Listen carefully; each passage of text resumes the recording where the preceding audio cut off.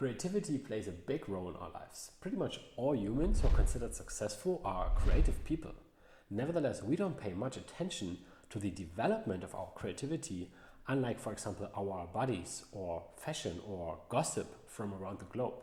In this video, I will show you a creativity technique that is incredibly simple and versatile. Creativity is essential in negotiations, not only because the one party who has more opportunities has more power, but also a creative idea is necessary to achieve the desired win-win solution. Creativity is also the decisive factor in marketing. In online marketing, the law of shitty click-throughs applies, which simply means that over time, all marketing strategies result in shitty click-through rates. Let's look at the average click-through rates of banner ads when debuted on Hotwired in 1994 versus Google in 2020. Hotwired click-through rate 78%. Google Display Network in 2020 only 0.5%. 0.5%, that's not even one person in 100 who clicks on your stupid ad. Most guys know this ratio from Tinder. Damn! And although today no new online channel can achieve click-through rates of over 70%, the logic remains the same. Every marketing channel and every marketing idea is used up at some point. Therefore, you have to keep coming up with new ideas and think of new marketing channels and new methods all the time. Also, all good salespeople are creative. Success in sales depends largely on your ability to find more potential customers. This ability is mainly limited by your imagination. By watching until the end of this video, you will learn how to develop better solutions for any problem. And as a side effect, you will also gain more self-confidence because you can rely on your creative abilities. The problem is that many people think that we are either born creative or not, but that is not the case. Everybody is born creative.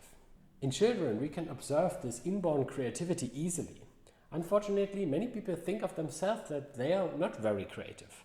This is a limiting belief that may have developed over decades and is firmly embedded in the subconscious. Sometimes you have tried something like painting, writing or composing and realized you weren't very good at it from the beginning, so you quickly gave up. Perhaps you also have received negative criticism from parents, teachers or friends who've taken away all your motivation, which has led to the development of such a limiting belief system. The easiest way to erase limiting beliefs is to start small and gain a sense of achievement. Overcoming limiting beliefs is similar to the game Osmos. With each success, your self-esteem grows and thus your challenges appear smaller and smaller. What once seemed like a giant challenge is suddenly small and solvable. But be careful, if you have limiting beliefs and you fail at a challenge that is too big at the time, then your limiting beliefs will be further reinforced. Therefore, baby steps are the way to go. Like almost everything in life, creativity can be trained. The comedian Jerry Seinfeld used a simple technique to develop his comedic talent. He set himself the goal of writing down one stand-up joke every single day. But to make sure he stuck to it, he needed a system that would remind him to stick to it even on days he didn't feel like it.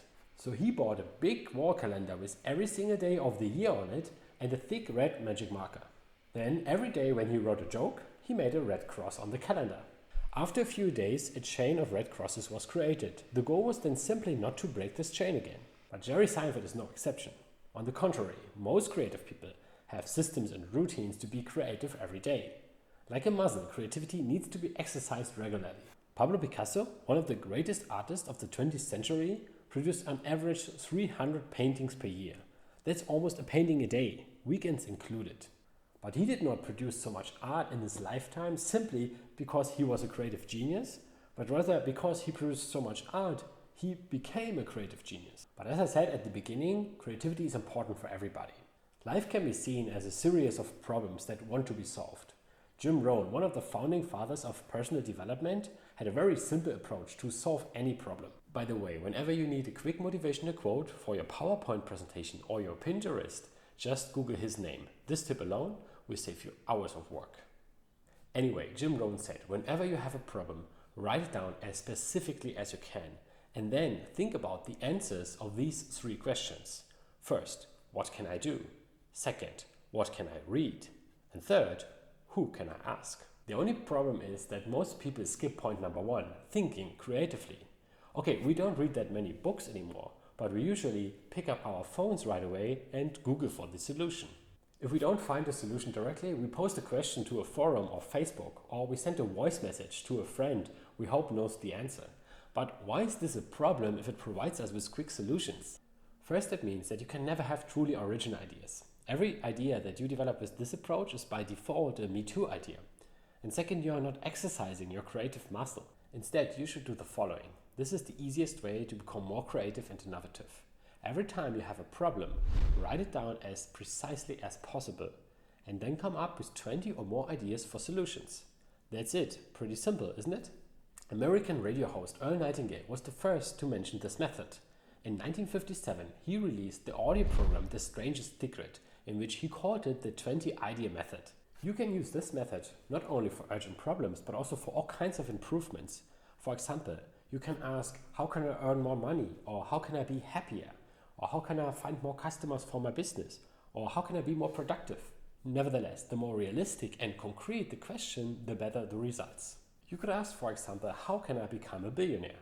And then list 20 ideas that help you to achieve your goal. However, the quality of your ideas is then in many cases very poor because they are too big and unrealistic. As if you are not already a multimillionaire on the verge of making your first billion, you might rather ask, how can I make 30% more money this year than the year before? More realistic questions will yield more realistic ideas. Additionally, you can also use the same method to identify risks. A method that is used at Google in project management is the pre-mortem. You do the pre-mortem in which at the beginning of the project you imagine that the project has failed. And then you think of as many ideas as possible for reasons that led to the failure. Later, our ideas are sorted in terms of probability of occurrence, severeness, and avoidability. But shouldn't we always think positively? What's the point of thinking about all possible ways to fail? That's right, positive thinking is important. And the better you can anticipate problems, the better you can prepare for them and make decisions that increase your probability of success. You can do the 20 idea method comfortably in 10 to 20 minutes every morning while enjoying a nice cup of white tea. If you don't get the 20 ideas done right away, your subconscious mind will continue to work all day, possibly developing more ideas on autopilot. The point is not only to have an easy method at hand to solve all sorts of problems, but at the same time you are exercising your creative muscle on a regular basis. If 20 ideas for each challenge is too much at the beginning, then you can also start with just 10 ideas in the first month, then increase to 15 ideas in the second month, and then increase again to 20 ideas eventually. And of course, you can always develop more than the set minimum. It works like a training program in a gym. It's better to train regularly several times a week instead of just once every few months until exhaustion. It's best to incorporate this technique into your daily life. Because it's so versatile, you can use it if you are building a house or writing an article or starting a business, whatever it is. The more you make this technique a habit, the stronger your creative muscle will become. Next time you're under pressure, you can confidently rely on your creativity. You simply develop a series of ideas on paper and then choose the one that seems the most realistic and actionable at the moment. If the idea doesn't work, you simply go back and test one of the other 19 ideas. I hope this was interesting and instructive for you. If so, please click the like button. As with all personal development advice, it's more important to implement it instead of watching more videos. So please do that. But you can also watch more videos. Nevertheless, I will be happy if you subscribe to my channel. Please also hit the notification bell really hard so that you see it as soon as I have uploaded a new video.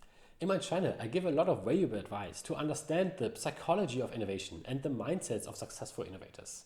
Please post in the comments how you solve problems creatively. It's always exciting to see how other people do things. And thanks for watching, and I'll see you in the next video.